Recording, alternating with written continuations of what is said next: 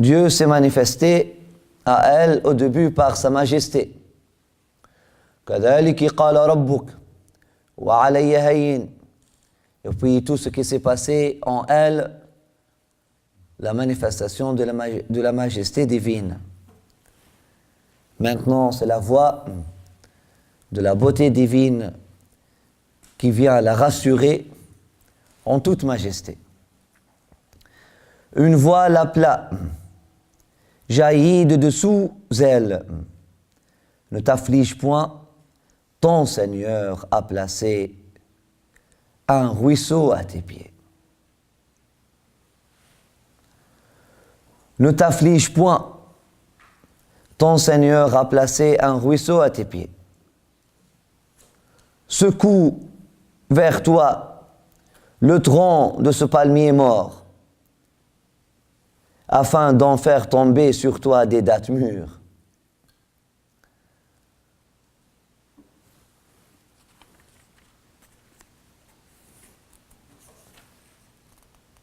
Mange-en et bois et détends-toi. Et si tu vois quelqu'un de ce monde humain, dis-lui, j'ai fait vœu de jeûner au miséricordieux, et en ce jour, je n'adresserai la parole à aucun être humain.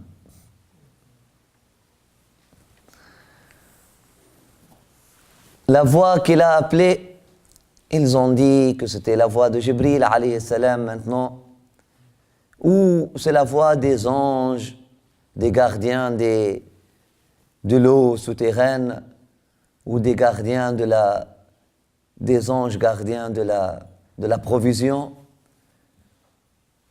Ils ont aussi dit c'était la voix de Sayyidina Isa alayhi salam lui-même. Fanadaha man tahtaha, celui qui est en son sein, dans son sein, l'a appelé. C'est lui qui l'a appelé avant même de naître. Lui a dit, ou juste après sa naissance, parce que on ne sait pas, est-ce que le bébé est né maintenant, ou sur le point de naître, ou il vient d'être né. Ils disent que c'était Sayyidina Isa alayhi salam, c'était sa voix qu'il a appelé pour lui dire, maman, ne t'afflige point, ton Seigneur a placé au-dessous de toi, et cette fois-ci, Sariya dans le sens de serviteur. Ton Seigneur a mis au-dessous de toi un serviteur. Maman, ne t'afflige point, cette mission-là va te servir. Ne t'afflige point, je serai ton serviteur. Tu n'es pas seul. Ne t'afflige point n'aie pas peur de cette solitude. Maintenant, tu auras un serviteur. Maintenant, tu as un serviteur. Et tu as l'eau. Et regarde, signe de vie qui coule maintenant en toi, parce que tu as été touché par la présence du Saint-Esprit. Lorsque tu touches un tronc mort, la vie y revient à l'instant même et te donne des fruits mûrs.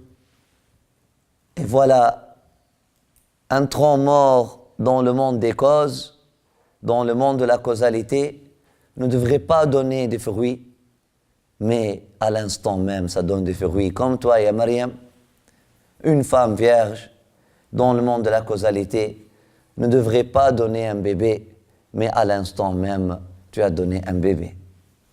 وَشَيْءُ بِشَيْءٍ يُذْكَرْ وَالْمُجَالَسَ مُؤَانَسَةٌ وَالْمُجَانَسَ مُؤَانَسَةٌ. Allah subhanahu wa ta'ala l'a fait rassurer d'un miracle du même genre qui se passe au même moment devant ses yeux, afin de lui dire que tu n'es pas seul, tu es comme ce palmier. Oui, tu étais morte, maintenant tu es pleine de vie. Et tu donnes fruit. Secoue le palmier, ne va pas résister.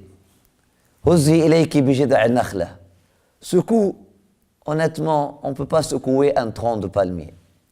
Ça ne se secoue pas. Ça veut dire attache-toi, touche le tronc de palmier. Il va faire descendre au-dessus de vous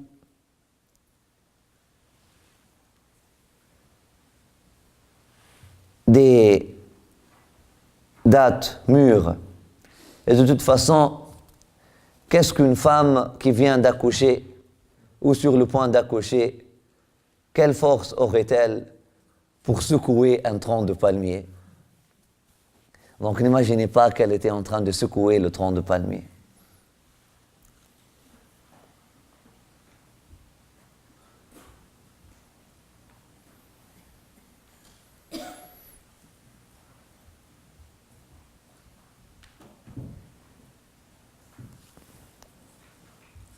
En touchant le tronc de palmier est devenu, a regagné vie et a donné fruit à l'instant.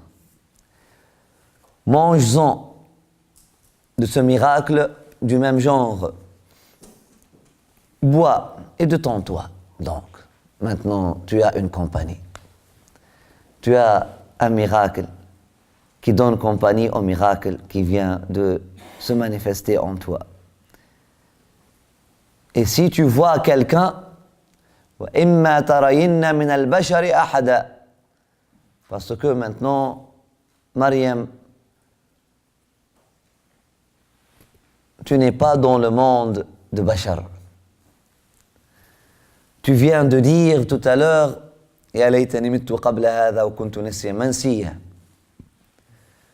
dans cet état de tawhid, tu ne voulais pas voir le monde de la création, l'humain s'annihile complètement en toi. Tu ne fais pas partie du monde de l'humain. Et si une apparition humaine, une apparition de ce monde humain se manifeste à toi, ou si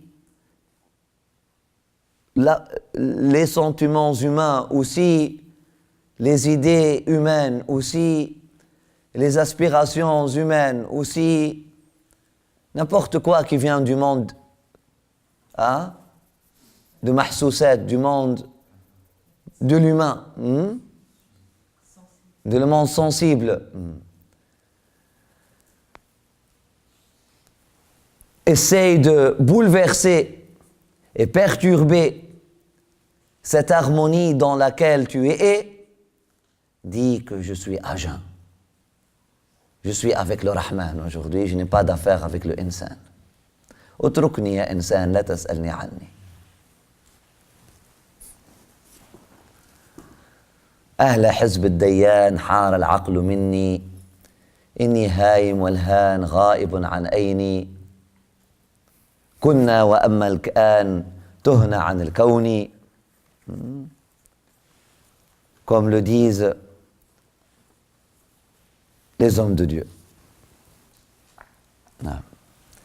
أهل حزب الديان حار العقل مني إني هايم والهان غائب عن عيني لا فضاء لا أركان لا جهة لا مكان حيث نضع بدني كنا وأما الآن غبنا عن الكون حتى يقول اتركني يا إنسان لا تسألني عني.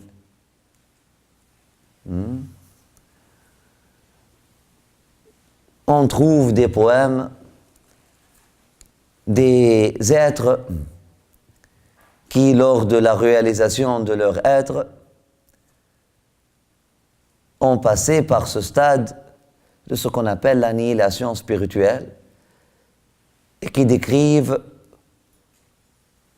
des états pareils. Ils ne veulent plus voir, ils ne supportent plus l'humain en eux.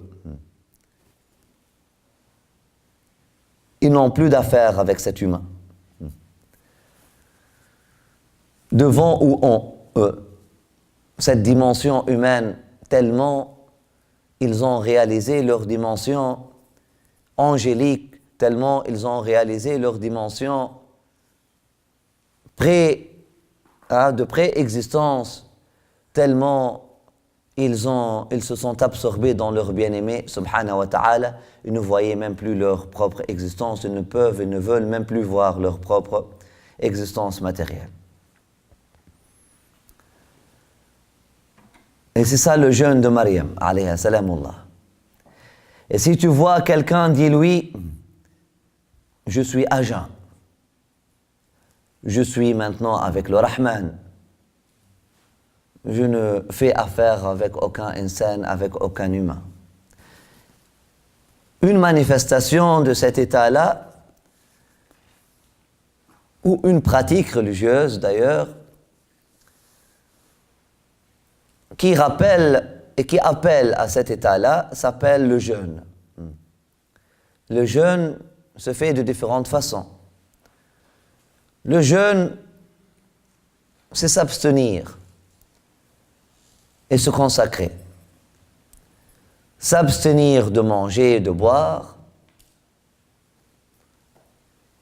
est une forme de jeûne. S'abstenir de certaines pratiques humaines est une forme de jeûne.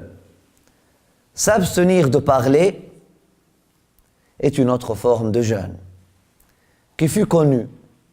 S'abstenir de parler. Inni nadartu lir-rahmani sawma falan ukallima al-yawma insiya. Je suis à jeun, je ne parle pas avec les humains.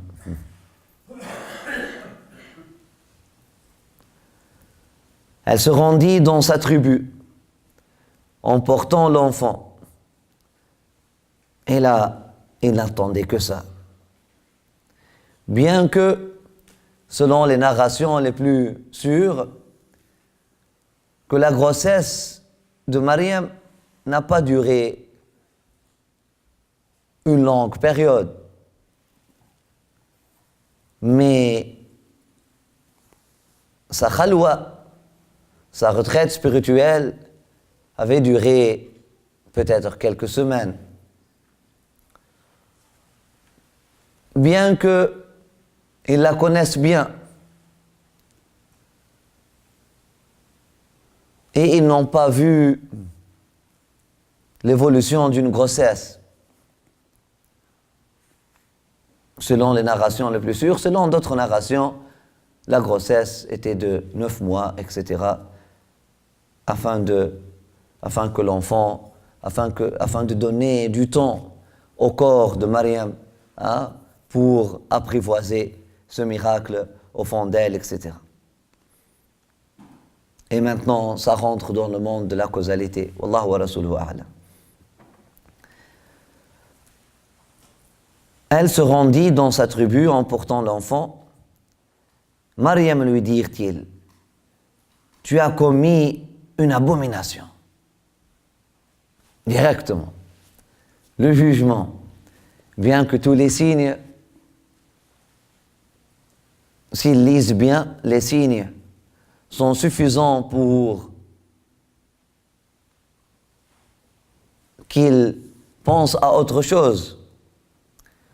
Maryam, lui dirent-ils, tu as commis un péché grave. Ô Ukhta Haroun, lorsqu'on dit sœur de Haroun, ça ne veut pas dire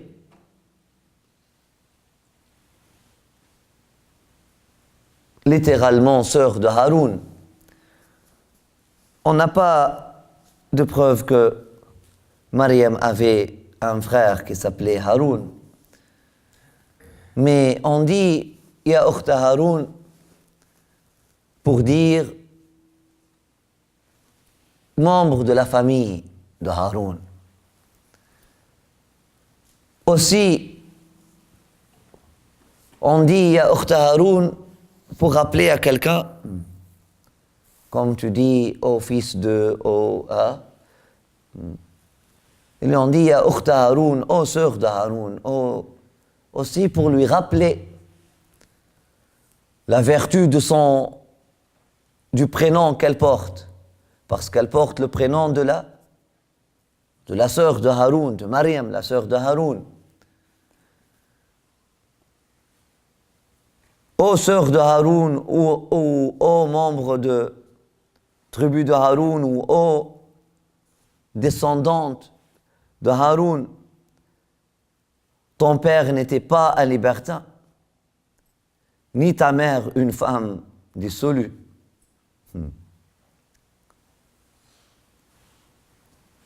C'est comme ça que le monde de l'humain vient. Il vient avec ses jugements, il vient avec son impatience, il vient avec les jugements par les apparences, il vient sans donner d'excuses, il vient sans donner du temps, il vient de tous les côtés afin de pour suffoquer. Alors elle désigna l'enfant. Asharat ilayh. Parce que c'était ça l'ordre qu'elle a reçu. Lorsque ils veulent te parler, montre l'enfant. C'est l'enfant lui-même qui lui a parlé tout à l'heure. Lui disait, je suis ton avocat. S'il te parle, montre-leur. Elle leur a montré le miracle d'Allah subhanahu wa ta'ala. Comment parlerions-nous, s'écrièrent-ils à un enfant encore au berceau? Et là, la voix de Haqq a parlé. Et là, la voix de la vérité a parlé. Non seulement elle a parlé, mais elle a parlé d'un endroit qu'ils ne connaissent pas et qu'ils ont fui toute leur vie. Elle a parlé d'un maqam, d'une station spirituelle qu'ils fouillaient et qu'ils ne voulaient pas réaliser en eux-mêmes.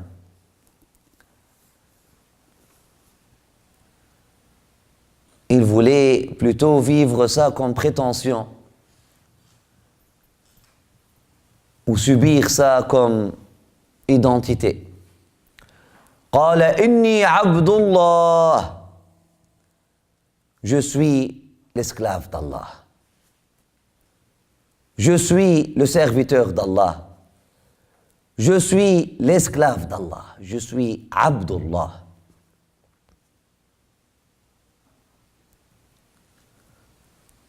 Pour des êtres humains qui ont fait tout dans leur vie et qui ont cherché à être tout dans leur vie, sauf être Abdullah, cette réalité fut un rappel majestueux, un rappel de tonnerre, un rappel qui secoue. Inni Abdullah, non seulement parce que ça vient de la bouche d'un bébé, mais le bébé leur dit quelque chose, une réalité dure qu'ils voulaient fuir en eux-mêmes.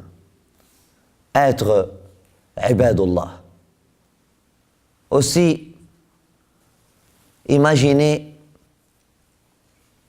l'assurance d'un vrai abd Allah subhanahu wa ta'ala lorsqu'il dit inni abdullah. Quelqu'un qui a trouvé vraiment sa vraie identité. Lorsque deux personnes aujourd'hui se rencontrent, une personne par exemple qui est née ici, québécoise de pure souche, et une personne immigrante qui se cherche, Aujourd'hui, elle peigne ses cheveux rouges. Demain, elle peigne ses cheveux verts. Aujourd'hui, elle fait tomber ses pantalons. Le lendemain, elle porte un t-shirt avec des 12 couleurs ou quelque chose comme ça pour essayer de se forger une identité. Une personne comme ça, lorsque tu la regardes, à l'instar d'un sachet de plastique, légère, qui n'a pas de poids.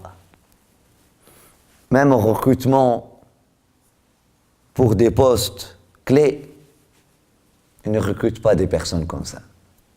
Parce qu'ils cherchent des personnes qui ont un poids. Des personnes qui sont bien enracinées. Parce que lorsque tu es bien enraciné, tu es bien rassuré.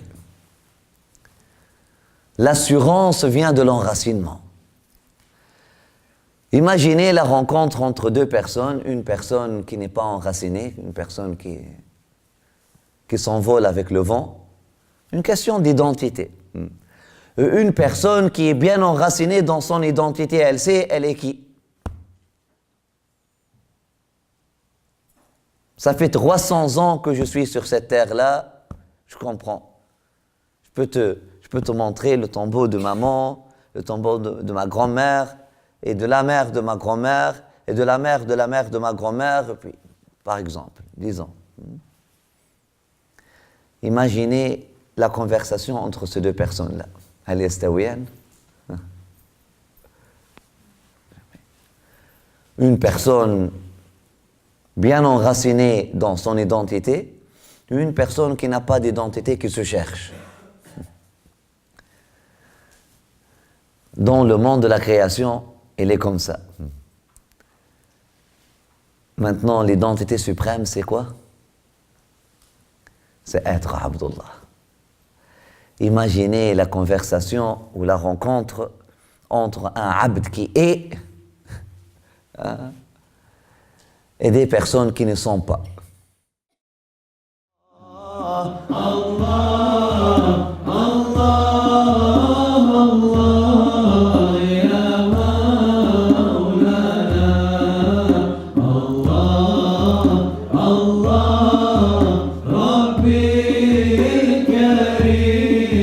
جد علينا.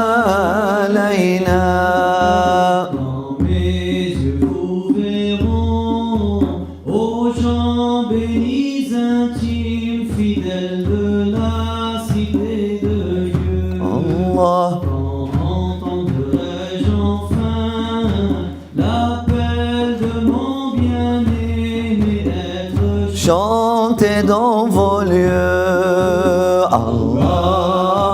Allah, Allah, Allah, ya Maulana.